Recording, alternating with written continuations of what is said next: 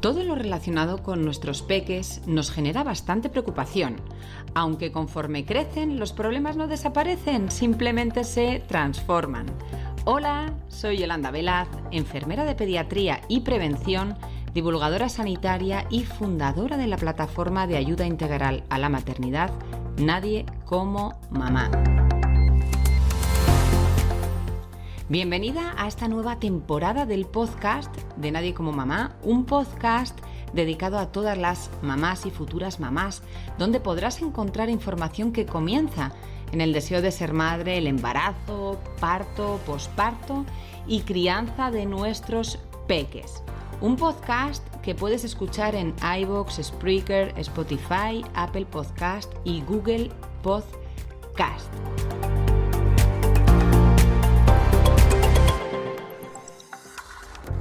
Creo que uno de los accidentes que más miedo nos da en nuestros peques son los golpes en la cabeza. Lo digo con conocimiento de causa porque las que lleváis un tiempo por aquí sabéis que Leire tuvo un traumatismo craneoencefálico con desplazamiento de masa encefálica cuando iba a la guardería. Así que por desgracia lo he vivido en mis propias carnes como profesional, sanitaria y como madre. Así que vamos a empezar por el principio, que sin duda es la definición y los tipos de lesiones craneales que podemos tener. Las lesiones craneales abarcan diversos traumatismos que afectan el cráneo, el cerebro y los tejidos adyacentes.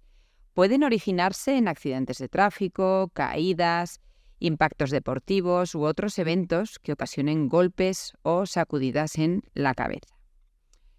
Tenemos diferentes variedades de lesiones craneales y, las lesiones craneales van desde lesiones leves hasta graves. Y, comprenden un espectro amplio. Están las conmociones cerebrales, que son comunes y temporales, que pueden alterar el funcionamiento cerebral. Y, por el contrario, están también las hemorragias cerebrales, que son más graves y que pueden tener consecuencias fatales si no se atienden debidamente. Por eso es tan importante identificar los síntomas de una lesión craneal. Los síntomas varían según la gravedad del trauma. Puede ser dolor de cabeza, mareos, náuseas, vómitos y vómitos con presión, vómito en escopetazo. Nuestro peque puede tener visión borrosa, pérdida de memoria, cambios de humor, alteraciones en la conciencia, también son signos comunes, y es crucial buscar atención médica ante cualquier síntoma tras un golpe en la cabeza. Y también, por supuesto, es importantísima la revisión durante esas primeras 24 horas. Si ha habido pérdida de conocimiento o convulsión tras el golpe, tenemos que ir sí o sí a urgencias hospitalarias. Si ha sido un golpe que no ha supuesto esa pérdida de conocimiento ni una convulsión, tenemos que revisar en principio durante las primeras 24 horas en el domicilio. ¿Cómo diagnosticamos, una lesión craneal? Bueno, pues el diagnóstico conlleva de varias cosas, una evaluación física que le harán a nuestro hijo, incluyendo pruebas neurológicas, pruebas de imagen como tomografías o resonancia magnética. Y estos exámenes son los que van a determinar la gravedad del trauma y orientan el tratamiento adecuado. Si te parece, voy a contestar a las principales preguntas que me soléis hacer al respecto sobre los golpes en vuestros peques. La primera es, ¿cuáles son los síntomas de una conmoción cerebral? Los síntomas, como hemos dicho ya, pueden incluir dolor de cabeza, mareos, vómitos, confusión, sensibilidad a la luz y al ruido, entre otros. Por supuesto, también puede haber pérdida de equilibrio, falta de movilidad en alguna parte del cuerpo o problemas en el habla. ¿Qué debo hacer si creo que mi hijo tiene una lesión en la cabeza? Pues por supuesto, buscar atención médica inmediata sobre todo lo que hemos hablado antes, urgencias hospitalarias. En este caso, ¿por qué? Porque posiblemente va a requerir esa evaluación de pruebas de imagen que no tenemos en un centro de salud. Otra pregunta. Si mi hijo se ha dado un golpe en la cabeza, ¿debo despertarle cada hora después de durante esa primera noche para ver que se encuentra bien? Bueno, hemos dicho que si había una pérdida de conocimiento o convulsión, tenemos que ir directamente a un centro hospitalario. Si no, valoraremos, ¿no?, que no aparezcan síntomas durante esas primeras 24 horas que ya hemos descrito, esos síntomas. Pero antes nos decían que teníamos que despertarle durante la noche cada hora para ver que se encuentra bien, etc.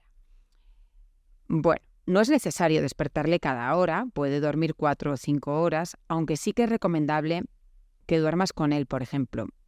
¿Por qué? Pues para poder valorar de cerca que se encuentra bien, que no tiene dolor de cabeza, que no comienza con vómitos o con algún otro síntoma de los que te he explicado anteriormente.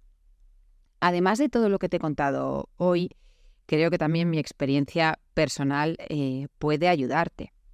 En el caso de Leire, todo quedó en un susto, pero por si te sirve de utilidad, te voy a contar un poquito cómo fueron las cosas. A mí me avisaron que Leire se había caído en la guardería, pero que se encontraba bien, que había llorado un poquito y que estaba bien. Yo pregunté que si hacía falta que fuera a buscarle, de dónde se había caído. Me dijeron que de una escalera de 3 peldaños.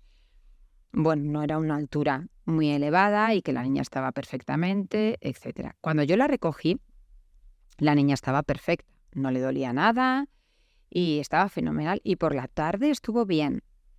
Esa noche durmió conmigo y la estuve valorando, como hemos dicho, no la desperté cada hora, pero bueno, la niña estuvo fenomenal. Fue a media mañana del día siguiente, más o menos unas 20 horas tras el golpe, cuando la niña empezó con dolor de cabeza.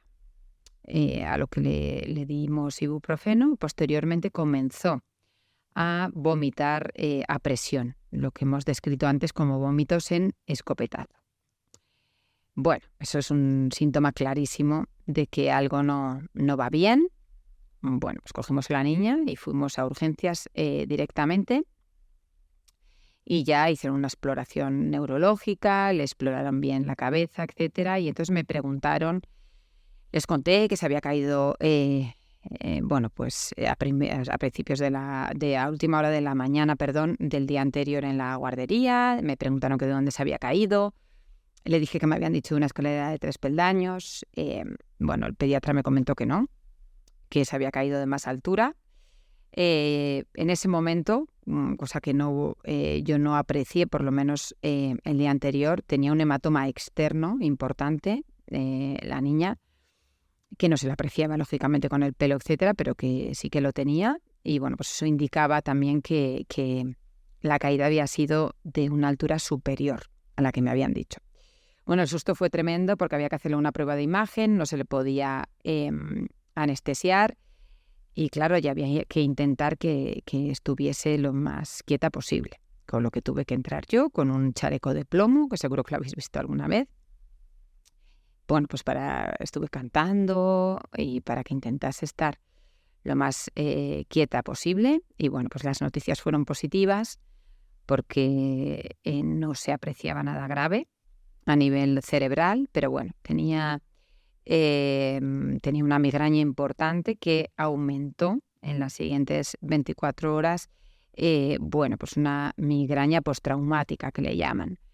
Y estuvimos 2 días ingresados para controlar ese dolor de cabeza, que era pues como una migraña de adulto. La niña no se podía mover de la cama, totalmente a oscuras.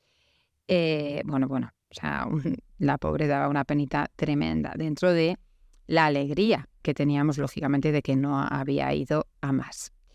Por supuesto, es imprescindible, ¿no?, la prevención también. A veces hay golpes que se pueden prevenir, ¿no? Esto incluye pues equipos de protección como cascos en actividades deportivas, en bici, en patinete, en patines. A veces nos tomamos demasiado a la ligera el proteger, no solo en este caso la cabeza, ¿no?, también las rodilleras, las coderas, las muñequeras. Así que bueno, también practicar medidas de seguridad en el hogar, ¿no?, o en el cole o en la guardería para evitar, en este caso, caídas y otros accidentes. Bueno, mi hija era muy movida, que me van a contar que no supiera, y se debió subir, esto me enteré a posteriori, sí que se debió subir a la escalera de 3 peldaños, pero para subirse a la encimera, de donde cambiaban a los bebés más pequeñitos y debió caerse desde la encimera. Bueno, pues supongo que, esto ya creemos que apoyó la rodilla, en la encimera no llegó, pues perdió el equilibrio y desde esa altura se cayó. Así que pues prefiero no pensar lo que podía haber pasado y pues doy gracias de que todo quedó en un susto, en un enorme susto, sin duda. Pero he visto necesario contarte también mi experiencia y contarte todo lo que debes tener en cuenta para ayudarte por si acaso te pasa, que por supuesto espero que no te pase. Y hasta aquí el podcast de hoy. Recuerda que tienes más de 150 podcasts que pueden ayudarte en la bonita pero a veces dura tarea de la maternidad, que los puedes encontrar en nadiecomomama.com en la sección de podcast y por supuesto en las principales plataformas como iVoox, Spreaker, Spotify, Apple Podcast, Google Podcast y Podimo. Y que me puedes seguir en Instagram, en mi perfil que es Yolanda_Velaz. Un abrazo enorme y hasta la semana que viene. Recuerda que la semana que viene es el último jueves del mes, que venimos con un episodio nuevo de Hoy se come, junto a María Marqués, nutricionista infantil, que en ese caso ya sabes que además de escucharlo, lo puedes ver en YouTube y que además tienes la comunidad Hoy se come, que puedes encontrar más información en nadiecomomama.com, en Instagram. Y si no tienes más que preguntarme, que te lo cuento todo. Hasta la semana que viene. Un abrazo.